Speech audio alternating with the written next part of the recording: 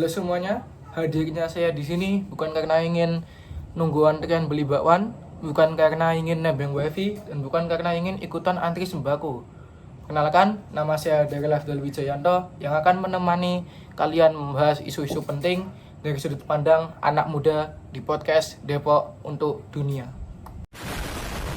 Di hari yang cerah ini, aku akan ditemani oleh 3 bintang tamu spesial yang mungkin langsung aja saya panggil. Ayo teman-teman, boleh langsung masuk ke ruangan. Oke, halo. Halo semua. Mungkin boleh langsung perkenalan nih, siapa aja di sini. Oke, aku dulu nih yang paling pojok. Namaku itu Aska. Aku Aga, temannya Aska. Aku Nayo. Nah, gimana nih kabar kalian semua hari ini? Baik gak? Baik, alhamdulillah baik. Baik sih, tapi agak ngantuk sih. Agak ngantuk. Nah, aku juga agak ngantuk sih karena timeline sepak bola yang padat banget, dan juga kemarin aku habis nonton Itali, agak menyesal sih nontonnya ya karena kalah sama Norwegia dan harus lanjut ke kualifikasi lagi buat masuk Piala Dunia gitu. Aduh. Timu udah habis masanya masih kamu tonton. Wah, itu nyelekit sih, tapi Cina ini memang udah buat Itali sejak kecil ya kan. Tapi ngomong-ngomong buat sepak bola nih, kalian udah tahu belum kalau pemain timnas kita Rizky Ridho masuk ke FIFA Puskas Award nih? Ya, tahu. Udah vote juga kalian? Udah kebetulan. Rido dong. Iya, tapi kalau buat aku sendiri ya, perspektifku itu menurutku lebih bagusan gol Montiel sih ya kalau buat aku. Karena dicetak dengan gol yang lebih spektakuler dengan bicycle kick dari luar kotak penalti kan, kayak Ibrahimovic, dan cuman mereka aja yang bisa gitu. Tapi Rizky Ridho itu udah bagus banget sih karena bisa ada di nominasi yang isinya itu pemain top Eropa ya kan. Bener. Ya. Ada Yamal sama Rice juga ya? Iya itu. Ya itu salut sama bangga banget sih. Iya, kita. dan beberapa minggu ini juga ada sesuatu hal yang membuat aku bangga juga sih, yaitu Pak Prabowo, presiden kita, itu dapat menyampaikan pidatonya di sidang umum PBB yang berisi tentang pelanggaran HAM dan isu-isu tentang Palestina. Nah, menurut Aska nih, yang peduli banget sama keadilan, menurut kamu apa sih yang kamu lihat banget, yang paling kamu perhatiin di pidatonya Pak Prabowo itu? Kalau kemarin ya Pak Prabowo itu tegas banget tentang pelanggaran HAM. Ini tuh kayak kita berempati sama Palestina karena kita dulu pernah merasakan juga. Ya. Kita dulu pernah dijajah. Dan sekarang itu terjadi ke saudara kita di Palestina. Nah, iya bener banget tuh. Intinya itu empati. Dan Pak Prabowo itu bisa bilang kayak gitu karena kita itu juga dulu pernah dijajah, kita juga dulu pernah dilakukan dengan sangat kejam ya. Dan setelah ngomong kayak gitu, kita tentu ada aksi nyata yang harus dilakukan gitu. Nah, benar tuh. Aksi nyatanya tuh tentang pasukan perdamaian. Jadi Indonesia bakal mengirimkan 20.000 pasukan perdamaian untuk menjaga perdamaian di Palestina dan dimanapun tempat terjadinya konflik.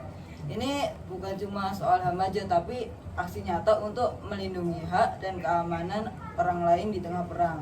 Indonesia juga harus siap untuk melindungi HAM di lapangan. Gitu, Rel. Nah, 20.000 orang itu banyak banget ya. Banyak. Dan itu adalah salah satu contoh dari aksi nyata kita untuk melakukan perlindungan fisik ya. Tapi kan komitmen HAM itu nggak cuma di perlindungan fisik. Ada lagi apa aja sih emangnya yang selain perlindungan fisik yang bisa kita lakukan untuk isu-isu ini, apa masalah yang lagi ada ini di Palestina?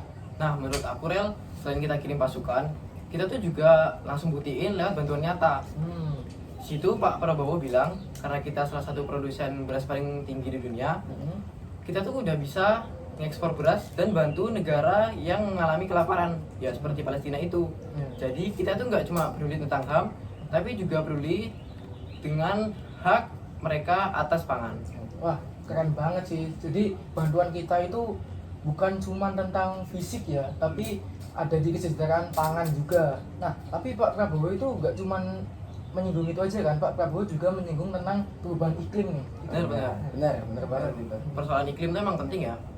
Di situ Pak Prabowo tuh menyampaikan kenaikan air laut Jakarta Hmm. yang naik 5 cm tiap tahun. Ngeri kan? Iya, Keren iya. banget sih. Tapi kita tuh nggak cuma ngeluh, kita juga ada janji aksi nyata, kayak mau mencapai 0 emisi karbon dan menambah 12 juta hektar hutan lagi.